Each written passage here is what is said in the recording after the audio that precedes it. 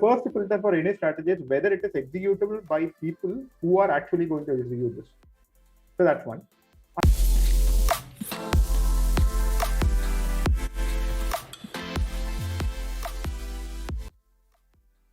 Very good evening, everyone present here. I, Udit Gupta, welcome you all to another series of the podcast powered by the GrowJunction. Today, we have Mr. Venkateswaran with us, who has done his MBA from IIM Bangalore and is currently serving at Uber. Hello, sir. How are you? I'm good with it. Thanks for having me in GrowJunction. I'm very excited to be part of this podcast, and let's see how this goes. So, sir, how was your day? How was your weekend? What has been till now? Good. There is a monthly business review coming on, and hence working. So not a great business weekend, but yeah, it's going on. Relatable, sir. Quite relatable. Even I was working throughout this weekend. So, sir, let me just start with the very general question, which we as MBA aspirants have gone throughout our journey of 2 years. So, sir, just tell us something about yourself. Let us go through your journey, right from your schooling days till now, how it has been, how it went. Yeah, sure. So I will answer this question in two parts. Probably in the first part, I will talk about my education, profession, etc. And then the second part, probably I will talk about more on my personal front and what I do, etc., etc. To start with, so I am from this small town called Nagapattinam in Tamil Nadu. So I was born and brought up there. In fact, till my 12th standard, I did all my schooling there itself.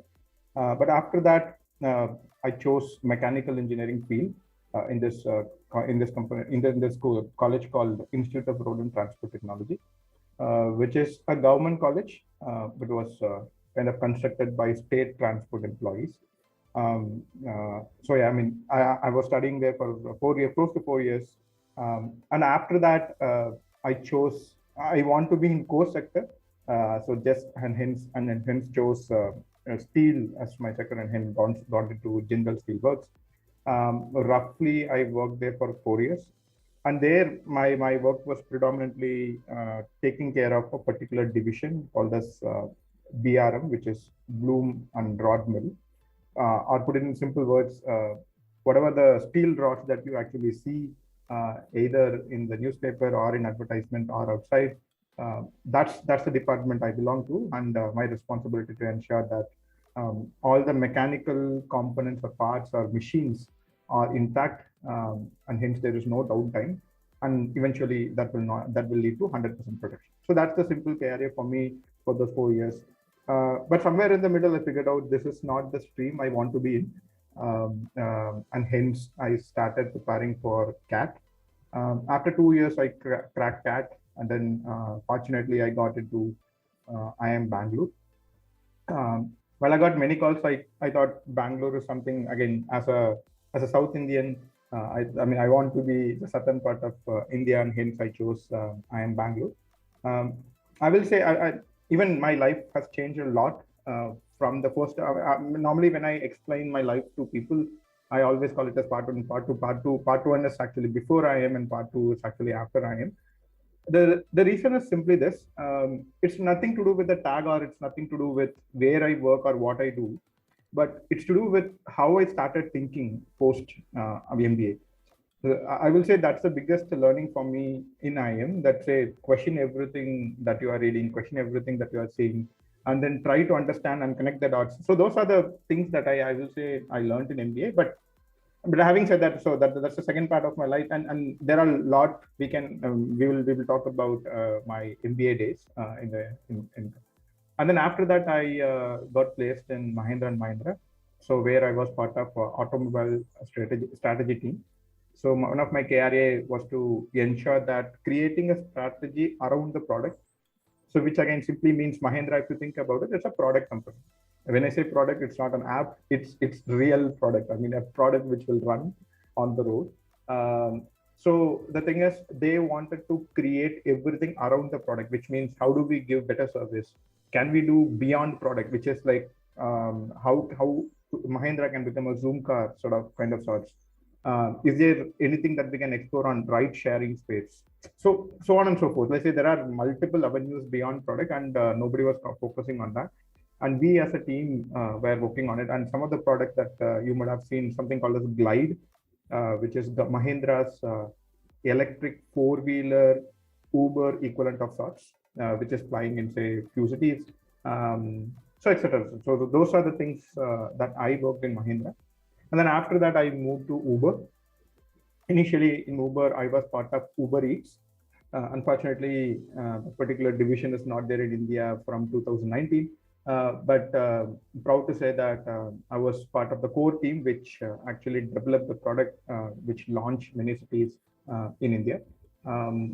So initially, I was part of Chennai city team, and then I moved to something called the central team. Central team is something which looks at the entire India.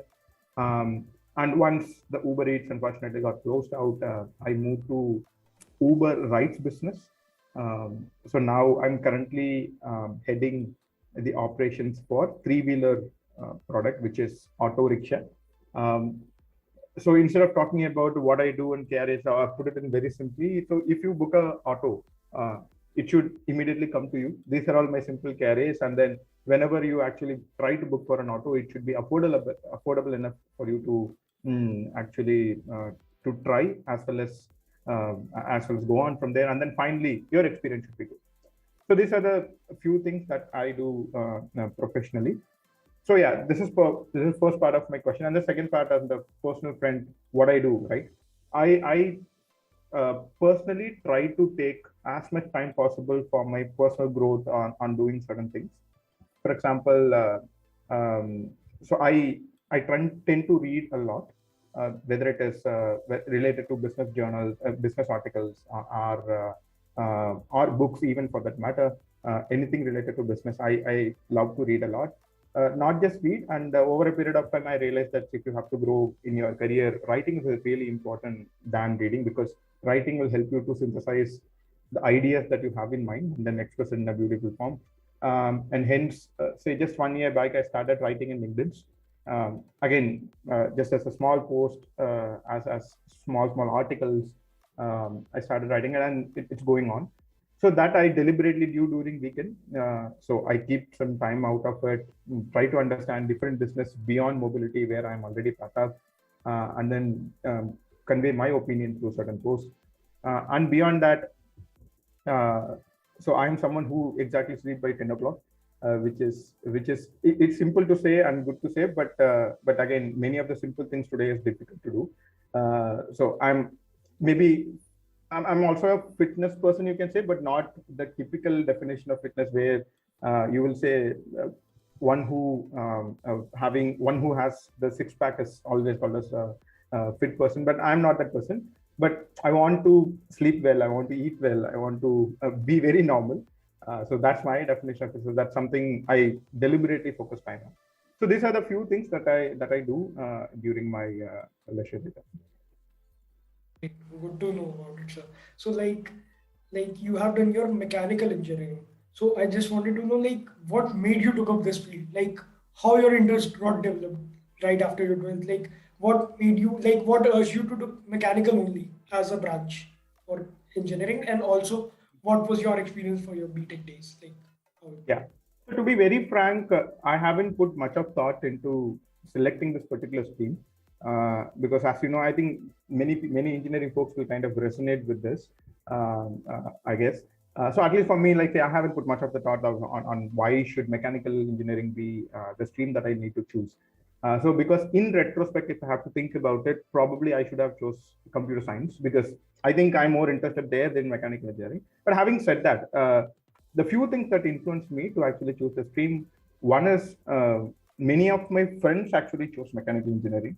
And then two, I have been told that mechanical engineering is like a core stream that will be there forever, unlike say IT, which goes up and down. And I chose stability over everything. So these are like say very few things which influenced me to actually select this stream. But after getting into it, I will say, while in retrospect I should have chose different department, but I have literally no regrets pursuing that particular stream. Because I'm a person who's most interested in physics.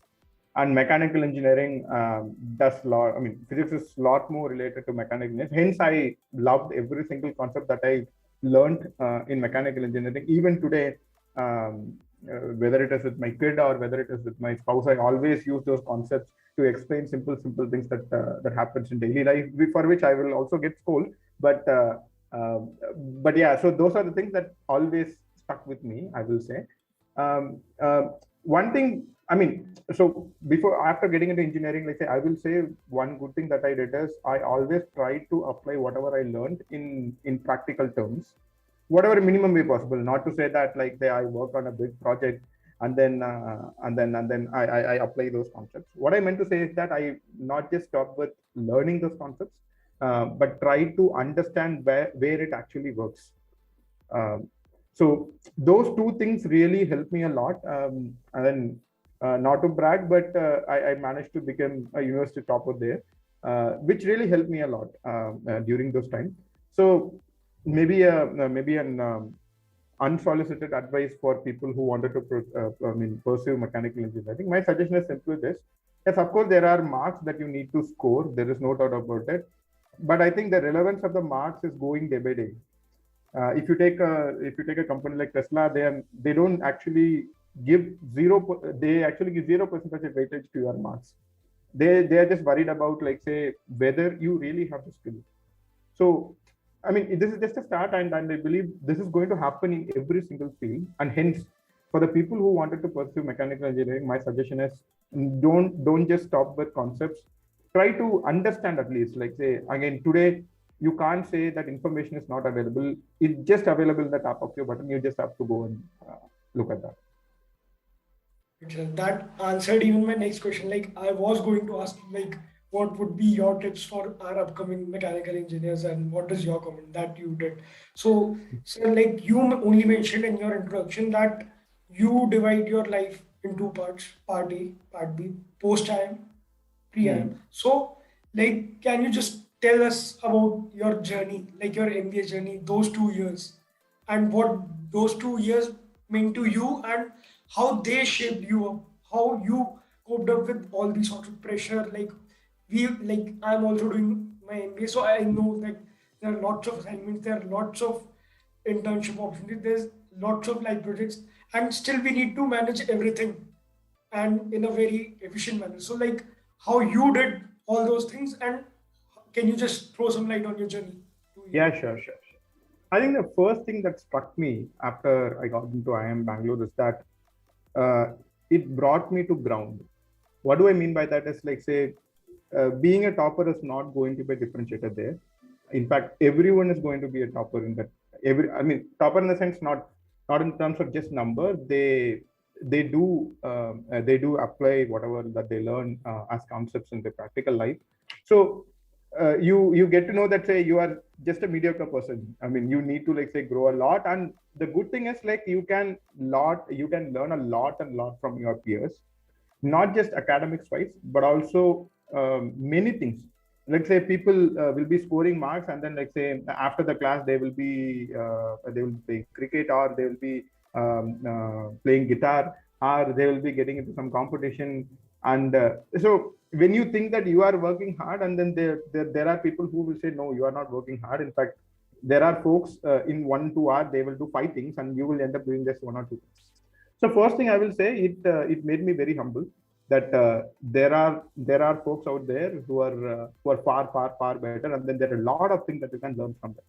So that, I think, is the biggest learning. I will say the biggest learning for me from IMB is that say these folks like this are more important than anything else, because I believe I learned a lot from these folks than from my syllabus. So that's one thing. And then second thing I will say, even in IIMs, right? So you have this FOMO that you just get into, and then people do 100 things. Like, you don't know what you have to do, but you have to do, say, okay, people are doing this, and hence I have to do. So I was also like that in the first year. I will say, at least in the first half of the first year, I will say, people join clubs, you join club. If people do XYZ, you do XYZ. I'm not saying that you shouldn't do it, but most of the folks doesn't think whether it is important for you or not. That's what I'm concerned about, and that's something I realized, that probably there are many things that I shouldn't be doing. that's when I actually started, not just me, I and my team, there are three folks, high end team, started actually working on competitions. Why the competitions are important? Again, of course, it gives you good money if you end up winning it, but beyond that, right, it helps you put lot more, I mean, it helps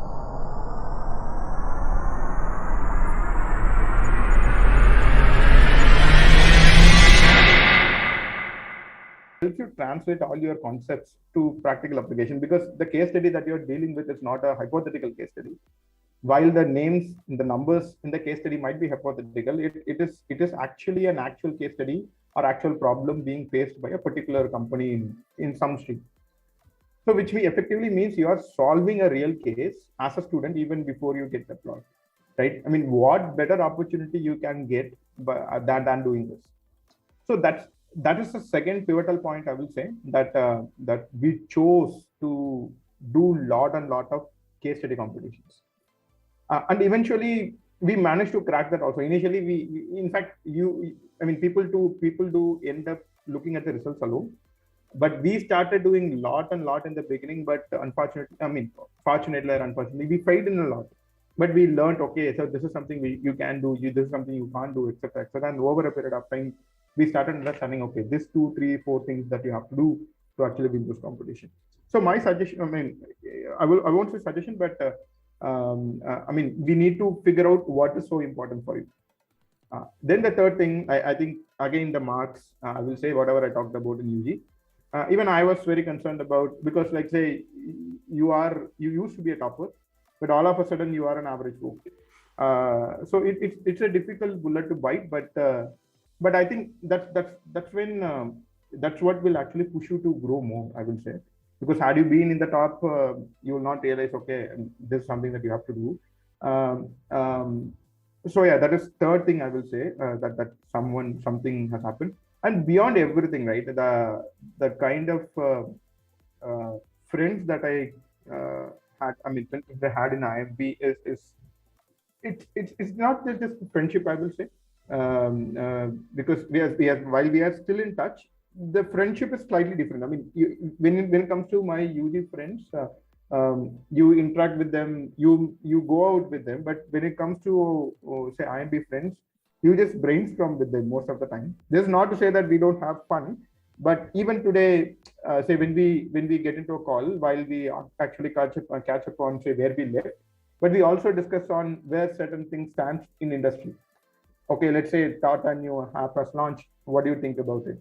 And then say, where do you think it is going? So that is something I really liked about the friendship that I developed in IIM Bangalore. So I will say, I mean, even if I am given a chance to go back to college, I will definitely go back and then live those 2 years for sure. So it's a memorable experience, and that's something that will stay with me forever. Great. So like, as you mentioned, only like I was going through your LinkedIn profile only, and I saw like you were the national winner in the Tata Steelathon competition, then campus winner at ABG Stratos, then national winner at Snapdeal Strathadon as well. So like there were several competitions in which you took part, and you were part of it, and you even won some of them. In some cases you were the finalist among the finalists. So like this, like you mentioned that what motivated you exactly, and you also told that these, like there we used to apply our concepts in a more practical manner in these competitions, and Yes. that is like a great aspect which all the B school students like who are currently watching this video and going to watch in future should focus on. Like there are several competitions on platforms like D2C and all, and they should go for them, like, and that would enhance their aspect, and that would give them a different angle to think, totally different. Correct. Right. Got it. So one more thing, like, I will say. Yeah, so go ahead. Sorry, you go ahead. No, what I was saying is, like, particularly with respect to case study, I forgot to mention about one thing. While it is given that you can apply many of the things that you have learned in practical terms, what is also something that we as a team learned during this case study competition is how to reduce your content.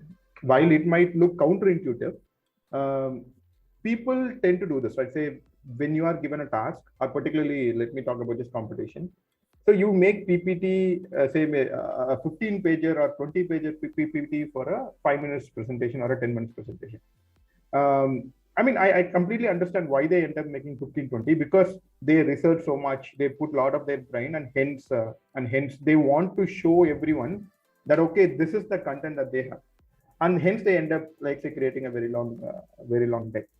But at least this is what even we used to do in the beginning. But what we realize is that communication is, particularly when it comes to this competition, communication is not about what you say. It is about what people understand. You can say 10, 100 things, but if they end up getting only 2 things, then again, that only the 2 things matters. So it's very difficult to prioritize between your content, but that's a learning that we had during our competition study, that we sit down and then prune down our content in such a way that even if I have to talk about all the content in just 1 minute, I will be in a position to present that. So, sir, like after JWS Steels Limited, you worked at Mahindra & Mahindra, and that too in the strategy domain, like strategy management domain. So, like, I have 2 questions for you. I break them up in 2 parts. So, like, for you, how do you measure a strategy, whether it would be effective or not? And while designing any strategy, my second part is, while designing any sort of strategy, what parameters you consider that should be of paramount importance while taking into consideration the decision making? Got it. I think the first thing that we look at is execution. See, any strategy is a good strategy until it is executed. So we normally get into this frameworks, principles when we develop strategy. But what matters most is whether it is executable. Let me take an example and then explain this, right? See, you can make a beautiful PPT on a particular topic. But let's say that particular content or particular strategy is going to be implemented, or is going to be implementable by the last person who is going to serve the customer. Let's say this is a strategy for a service center, and then the person who is going to sell the car has to actually sell this strategy to the customer. Then this strategy should be executable by that person. If that is not going to happen, then there is no point of having this strategy. So the first filter for any strategy is whether it is executable by people who are actually going to execute this. So that's one. And then 2, there are certain strategies, right? You know for a fact that it is not going to give you immediate return, but it is beneficial in long term. So for example, let's say you are in a business, and you are expecting some competition to come, and it is better you kill your business rather than letting someone kill your business. While it's a difficult call to take, it is happening across, and now it's a normal phenomena that everyone is now. People are actually embarrassing that, say, how should I actually kill my own business? So while you are doing such kind of strategy, it will not give you any immediate return. So you have to wait for a long time to actually see whether the strategy is working. So in that case, how do you actually say whether the strategy is working on? Because you need to wait for a long time. But the short term you are not going. So that's where some leading indicators will help you. What do I mean by that is your growth rate might be slow. Your ROI, return of investment, might be slow. But say customers might be appreciating those small things, right? I mean, the initiatives that you are taking. So that is the second filter I will say that we apply for the strategy. And then third, I will say how simple it is. Again, strategy by definition, when anyone says strategy, it has to be difficult, or it has to have something in it, right? Strategy, again, like say because like it's very easy to explain to your peers who know already about the strategy, but not to someone who doesn't know about that.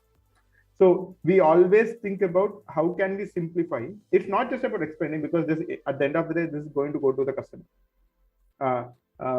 So while this is something we used to do in Mahindra, that say, let's say I'm going to launch this product, or I'm going to frame the strategy, how the strategy will look like from the customer. Say if I have to explain this to a customer today, how will I explain it? And will it make sense to the customer?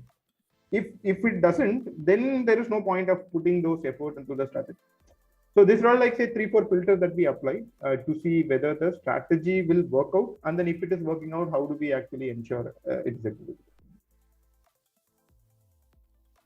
So, like coming to a penultimate question, like what is your current role at Uber? Like right now you're serving at Uber, and is it the same strategy you mean, or something else? It is combination of strategy and operations. So So I take logistics, you are dealing with logistics as well.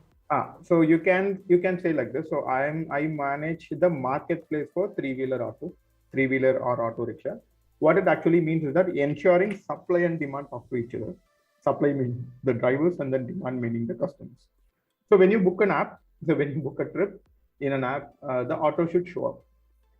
While again it looks like a very simple match, but there are a lot of things that go behind it. So I predominantly focus on the driver side.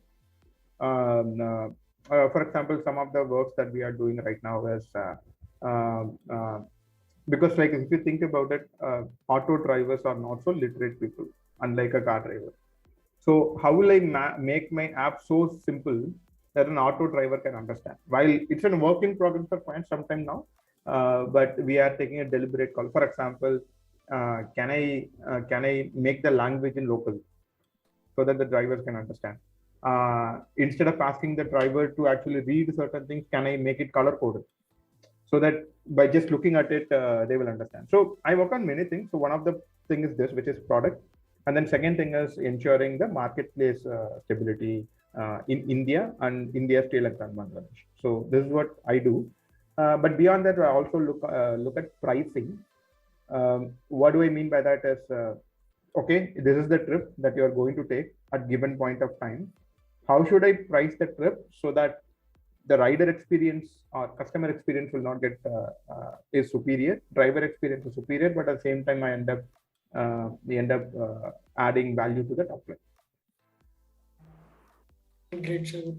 So, sir, like coming to our last question, any last minute tips for our upcoming MBA graduation, working professionals who are currently working in these domains only and can excel? Like, what would be your suggestion, your piece of advice for Okay. people who So are I in this think domain? so I will take two things. Whatever is your profession, you need to start reading about the sectors which are beyond your profession, I will say. Because particularly if you want to be in strategy role or operations role, all of a sudden you can't come up with a strategy. So strategy at the end of the day, if you think about it, it's common sense. I mean, any field for that matter is common sense. We just divide just for our own understanding. We just divide and call it as physics. We just call it in chemistry, and when we just call it as mechanical engineering, etc., etc. If you think about it, it's all common sense. So if you have to think as that as the concept, right? Then what you have to do is you have to develop your common sense, and the common sense can be developed by two ways. One, you just go deeper and deeper in what you are doing. Let's say you are a mechanical engineer, you can actually develop that expertise by doing more and more and more and more. Second, by actually diversifying, right? There's T, you can go horizontal or you can go vertical. My suggestion is you should go horizontal as well. What do I mean by that is, for example, just because I'm working in ride sharing space doesn't mean that I shouldn't be thinking about what is happening in the e-commerce side, what is happening in say OTT side, what is happening in say online in general, what is happening in retail. So when you start looking at those industry, when you start studying those players, when you start reading things about them, you will try to understand why they are doing what they are doing. Because most of the times in the news, what you read is just what they do. And at least you should be my suggestion is you should be interested in knowing why they do what they do, and if you can figure out, that is going to help you in your core work. So when you try to know all these things, then it's going to come back to you, right? I mean, because if you have developed that sort of thinking, and hence it will come and help you. So I think that's one. And then two, I will say, don't just do just because your peers are doing. So now FOMO has become a big thing because of social media and everything. So now everyone wants to have some social equity.